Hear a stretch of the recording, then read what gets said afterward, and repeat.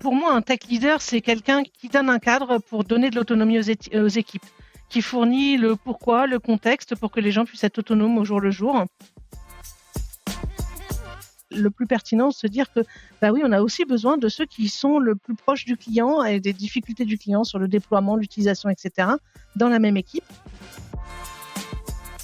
Quand on est dans une startup, des idées, mais il y en a à l'appel. Et donc, vraiment, c'est les retravailler pour voir celle qui a le meilleur ROI au final. Bonjour, je suis Mathilde Gabert, CTO et CPTO freelance, spécialisée en dev, produit et scalabilité. J'ai le plaisir aujourd'hui d'accueillir Montaigne Marteau dans ce nouvel épisode du podcast Tech Rocks. Bonjour Mathilde, merci beaucoup pour cette invitation. Je suis Montaigne Marteau, je démarre actuellement une nouvelle aventure en m'associant avec Rachel Dubois, la fondatrice de Better Ways. Notre objectif, c'est d'aider les entreprises à exceller en les amenant sur de meilleures façons de faire, aussi bien au niveau produit qu'organisationnel. Je sors d'une expérience professionnelle particulièrement enrichissante dans une startup spécialisée dans la data de santé. J'ai d'abord été First PM, ensuite je suis passée CPO et CTPO en faisant partie du COMEX. À ce poste, je dirigeais une équipe d'environ 15 personnes qui est basée à Toulouse, comprenant des développeurs, des ingénieurs de recherche, des product managers et du support. Ensuite, suite au rachat de l'entreprise, j'ai pris le rôle de VP Product Management, qui me permettait de gérer toute la partie produit avec une équipe qui était répartie dans différents sites en Europe. Ok, est-ce que tu peux nous reparler un petit peu de ton parcours? Comment t'en es arrivé là? Je suis de formation ingénieur biomédical. J'ai fait une thèse en traitement du signal et de l'image. Et ensuite, j'ai plus de 20 ans d'expérience dans les medtech. J'ai commencé en radiothérapie et puis après dans la data médicale. Donc, je suis partie d'un poste d'ingénieur qualité vers ensuite le product management. Et puis avec des expériences aussi bien dans les grands groupes à l'international que dans des startups. Tech Rocks, c'est un podcast pour les tech leaders. Je pense qu'on a tous une définition différente. C'est quoi pour toi un tech leader? Pour moi, un tech leader, c'est quelqu'un qui donne un cadre pour donner de l'autonomie aux équipes, qui fournit le pourquoi, le contexte pour que les gens puissent être autonomes au jour le jour. C'est quelqu'un qui prend les décisions aussi au moment où elles doivent être prises pour qu'on puisse avancer. Et puis évidemment, dans la partie tech, qui permet aussi de favoriser l'innovation. On en a besoin au jour le jour et donc laisser cette place importante pour l'innovation dans les équipes. Pour un peu mieux te connaître, tu aurais un livre qui t'a marqué? Alors en vrai, non, pas du tout. J'aime pas ça, lire, les livres pro. Je lis beaucoup en perso, mais pas de livres pro, donc mais plutôt pour m'inspirer. Moi, je vais aller, j'adore aller à des conférences, je vais aller écouter des podcasts, regarder les replays des conférences et puis après je creuse. Et là, je peux aller chercher dans un bouquin, mais le chapitre, en question et cetera. Mais voilà, donc vraiment moi, ce qui m'inspire, ça va plutôt être, des podcasts. En ce moment, j'écoute, pas mal, Les Meneuses, je sais pas, Clé de voûte, qu'est-ce qu'il y a d'autre au niveau produit? Just Click ou alors après aussi les newsletters. J'en reçois même un peu trop en ce moment, il faut que je fasse du tri, mais voilà, il y a plein de choses inspirantes aussi, qui arrivent par les newsletters. Ok, super. Tu as bossé 3 ans chez Medexprime, tu peux m'en parler un petit peu? Oui, déjà Medexprime, donc c'est, une start-up toulousaine, d'à peu près, 35 personnes qui, travaille sur la data de santé. Donc qu'est-ce qu'elle fait dans la data de santé? L'idée, c'est de se dire qu'il y a beaucoup de données dans les établissements de soins et qu'elles sont difficilement accessibles pour pouvoir, les travailler et donc le rôle de Medexprime c'est de simplifier tout ça en permettant un accès facile et d'anonymisation pour créer des cohortes de patients et derrière après pouvoir faire de la recherche et c'est de la recherche, académique ou aussi de la recherche, industrielle avec, par exemple, les entreprises de pharma qui sont, super intéressées par ce type de données. Ce qu'on en fait, c'est par exemple se dire: OK, c'est un peu pas très cool comme recherche, mais là où il y a le plus de décès parce qu'en fait, c'est ce qui va intéresser une boîte de pharma pour savoir, là où il faut développer de nouveaux médicaments et donc voilà, on aide à créer ce genre de dataset, de données médicales. Dans cette boîte, je suppose que tu as vécu comme tout le monde plusieurs étapes? Ouais, je dirais 3 grandes étapes. La première, c'était, je suis arrivée et là, le but, c'était de scaler. J'étais arrivée, en 1 an, ils avaient doublé. Ils étaient passés de 10 à 20 et là, on prévoyait de passer de 20 à 40. Ensuite, la deuxième étape, ça a été, beaucoup plus de difficultés financières, un peu d'incertitude et donc là, c'est plutôt vraiment une réduction des coûts et puis après, une période sur le rachat avec, toute une partie, merge and acquisition, due diligence, valorisation de l'entreprise passionnante et puis avec derrière toutes les questions qui se posent sur comment bien réussir une intégration dans l'entreprise qui nous rachète.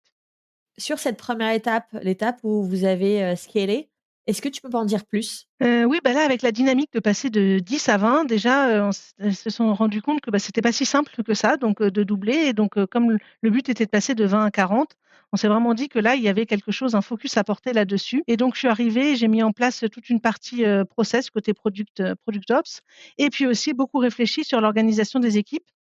En fait, il y a la loi de Conway qui nous dit qu'en gros, nos applications, elles finissent toujours par refléter la structure de notre organisation. Donc en gros, si on a 4 équipes et qui bossent chacune indépendamment les unes des autres, on va avoir 4 composants logiciels qui interagissent peu. Si c'est le front et le back qui sont séparés, au final, on va avoir quelque chose d'un peu compliqué.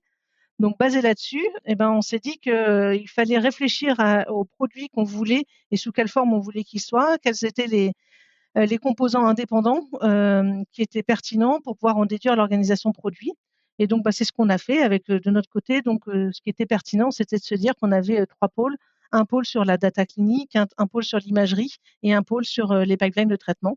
Et donc, c'est ce qui nous a permis de, au final, mettre ensemble les gens qui avaient besoin de travailler ensemble, c'est-à-dire aussi bien dev, recherche, produit, support, dans les mêmes équipes et pouvoir être prêt justement à scaler et à partir de cette structure pour pouvoir grossir. Ça a été quoi qui a été compliqué dans cette phase-là? Ce qui était le plus compliqué au final, ça a été, pas l'adhésion des équipes parce qu'on a fait ça on a fait ça vraiment, en collaboration, des ateliers, discuter, test and learn, on essaye ça marche pas. Tout le monde était, impliqué. Mais ce qui a été plus compliqué, c'était plutôt au niveau de la direction, parce que j'essayais de leur faire comprendre qu'en fait, ce qui était vraiment pertinent, c'est de réussir à mettre toutes les personnes impliquées du bout en bout, donc de l'idée de base, donc avec le product management et jusque à le mettre sur site avec la partie support. Et ça n'a pas été simple, mais au bout d'un moment, j'y suis arrivée en expliquant que vraiment c'est le plus pertinent de se dire que, oui, on a aussi besoin de ceux qui sont le plus proches du client et des difficultés du client sur le déploiement, l'utilisation et cetera, dans la même équipe. Ça s'est fait, mais au final, on s'est fait racheter à ce moment-là, l'organisation a de nouveau changé. Ensuite, tu es passé par une phase un peu plus compliquée. Est-ce que tu peux m'en parler?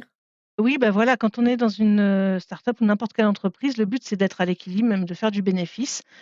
Et quand c'est pas le cas, on tombe dans des périodes un peu plus d'incertitude et donc là, c'était un peu plus compliqué. On savait un peu moins où on allait, comment on y allait et donc moi, mon but a été vraiment, dans cette période-là de rester focus sur, le business, être sûr qu'on travaillait, vraiment sur ce qui pouvait avoir le plus d'impact et garder la motivation des équipes. Donc pour ça, à chaque fois que j'ai pu, j'ai organisé des events un peu, spécifique, pour, pouvoir justement être sûr de travailler sur la bonne thématique, en embarquant tout le monde. Donc un exemple, c'est un hackathon qu'on a fait en interne. Donc, je l'avais appelé hackathon dans le sens où, on voulait hacker notre mode de fonctionnement actuel et mode marathon, on voulait que ça dure un petit peu alors qu'au final, en prenant du recul, c'est plutôt un focus sprint. Donc vraiment, on s'est focus sur un sujet pendant une période donnée et donc là, ce qui était bien, c'est de réussir à donc déjà la thématique, donc, la thématique pour nous en particulier, c'était sur, l'imagerie, anatomopathologique, c'est quand, on vous prélève une cellule, par exemple une cellule de peau, puis derrière on va l'analyser et puis ça va être une analyse au microscope, donc avec des vues de plus en plus, zoomées. Donc ça veut dire un type d'imagerie qui est très, très particulier à prendre en charge et donc là, notre but, c'était vraiment de, voilà, gérer l'affichage, l'analyse, l'export et cetera. J'ai embarqué tout le monde dans l'histoire, tous ceux qui étaient volontaires, donc évidemment tous ceux de la partie tech, mais on a aussi été voir plus loin en récupérant, par exemple, des personnes de la chefferie de projet qui étaient ceux qui étaient responsables de, récupérer les données, chez nos clients et de travailler sur cette thématique où au final, le but c'était d'avoir un événement où on était vraiment tous en mode collaboration, mais hyper concentrés avec, des réunions, quotidiennes, un daily, sur lequel vraiment on s'assurait qu'on était toujours dans le scope et donc ça a été un événement qui était vraiment super intéressant au niveau des résultats business parce qu'on a pu sortir et puis, cette fonctionnalité après la mettre sur site et au niveau aussi, culture d'entreprise parce que vraiment, la collaboration et donc, le travail d'équipe qui en est ressorti était vraiment très intéressant. Super, est-ce que tu as mis d'autres choses en place? Oui, après il s'est passé aussi, par exemple au moment, on allait se faire le rachat a été annoncé. Mais c'était pas encore fait et donc on était vraiment un peu dans une période de flou sur, comment on continue, qu'est-ce qui est le plus pertinent vu que nos produits vont être intégrés et cetera et donc là, il y a, une personne de l'équipe qui a eu une super idée de se dire: «Ah j'ai vu passer, un concept de Operation Health, chez Ubisoft» et puis j'ai fait: «Allez banco, ça a l'air trop, trop bien» et donc là, l'idée c'était plutôt de se dire: «Bon, on prend un peu de temps». Dans notre cas, ça a été, 2 semaines pour travailler sur, la qualité du code, la dette technique et donc là, autant avant, dans la partie, focus sprint, c'était hyper cadré et cetera.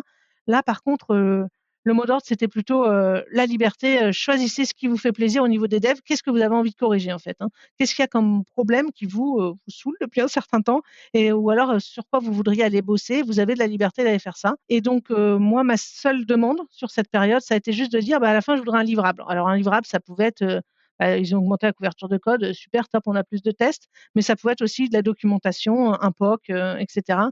Juste, voilà, quelque chose derrière, il en ressort quelque chose. Ça a été très, très intéressant parce que déjà ça nous a permis, de souffler dans cette période un peu d'incertitude et puis en même temps d'être, que tout le monde soit super content de se dire: «Ah mais enfin ça fait ça faisait tellement longtemps que j'avais envie de travailler là-dessus, c'est super, j'ai du temps pour le faire», tout en sachant que les personnes ont choisi des sujets mais super utiles pour l'entreprise. Donc vraiment, que ce soit sur du court ou long terme, cette période elle nous a beaucoup apporté, au niveau, bah, voilà, au niveau de ce qui a pu être fait. Sur cette période, en tant que CTPO, c'était quoi qui a été le plus difficile pour toi? Un peu la perte de vision.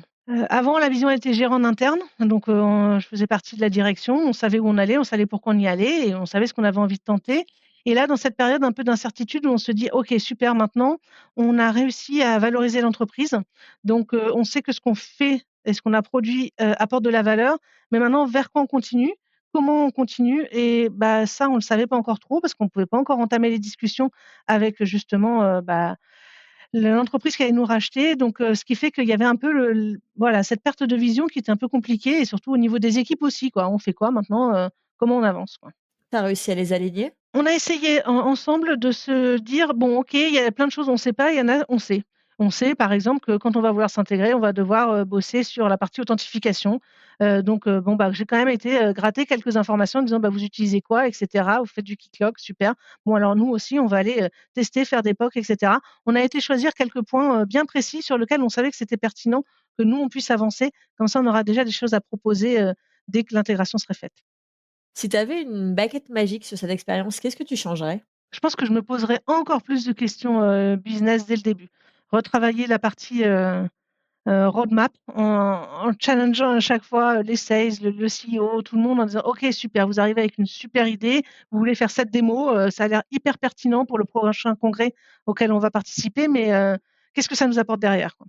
Parce que quand on est dans une start-up, des idées, mais il y en a à la pelle et donc vraiment, vraiment, c'est, les retravailler pour voir celle qui a le meilleur ROI au final.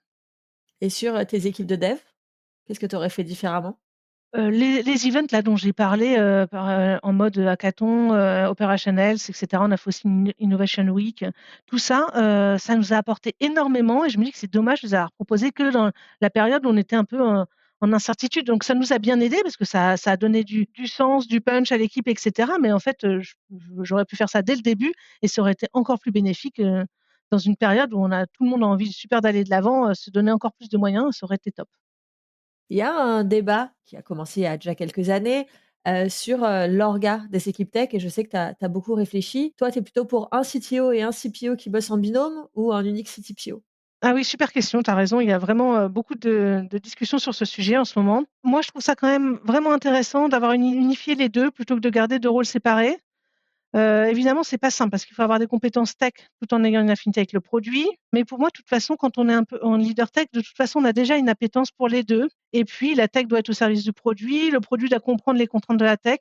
Donc je trouve qu'avoir une seule et même personne, ça permet de garder une vision globale, ça évite, des discussions sans fin et ça permet, pour moi d'avancer dans la bonne direction. Donc quand c'est possible et suivant la taille des équipes aussi, à un moment quand on grossit trop, c'est plus possible peut-être, bah, je trouve ça vraiment bien intéressant d'avoir un CTPO. Et résultat, comment est-ce que tu gères, en fait, les arbitrages? Parce qu'il y a forcément un moment donné où tu dois prioriser soit le produit, soit la tech. Comment tu gères ça? Comme je gère toutes les autres décisions en fait, hein, parce qu'à un moment, oui, même quand on se pose des questions juste du côté produit, il faut faire des arbitrages.